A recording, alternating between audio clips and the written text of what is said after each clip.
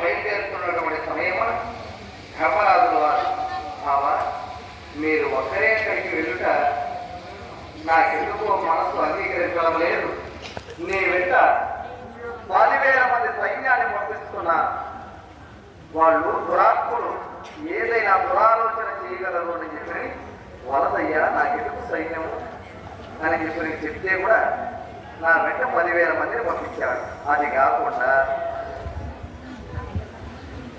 అరణ్యమున కుటీరమున నివాసము చేస్తున్నటువంటి మునినాయకులు, యోగీశ్వరులందరూ కూడా, దేవుడు చేయనటువంటి నారద మహర్షి, వీళ్ళందరూ కూడా శ్రీకృష్ణుడు వాడు కమలవసముకు రాయబారిగా వెళ్తున్నాడంటే ఎలా ఉంటుందో ఆ రాయబారం చూడవాలని ఈ మునినాయకులు అందరూ కూడా మరి నా వెంట ఈ హస్తినాపురానికి ఇచ్చేస్తారు. వీళ్ళందరినీ కూడా ముఖద్వారం నిలిపి మరి నగరిలోకి అడుగు పెడతానే దుష్టాసురుడు శత్రువు వచ్చి వాళ్ళ ఇంటికి విసుగు పిలిచారు. వచ్చినటువంటి కార్యార్థం సఫలం కాకుండా వారి ఇంట్లో మరి అతిథి గట్టిది అప్పులో ఉంటాం కదా, ఉత్సాహం చేత గౌరవం ఇంటికి వెళ్ళకుండా విధులు వేగిపోయారు.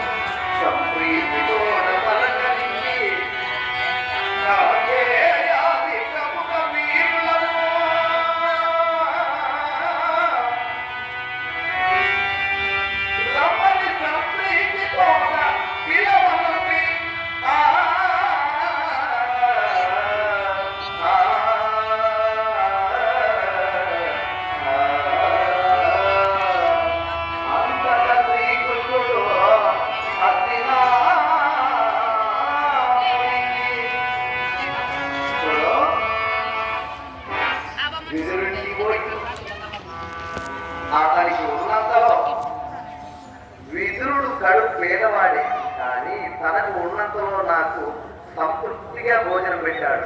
అక్కడికి వెళ్ళి అతని చేసి పిండి వంటలని కూడా శనివార గురించి మరి మా బావు అయినటువంటి ధృతరాష్ట్రుడిని చేరి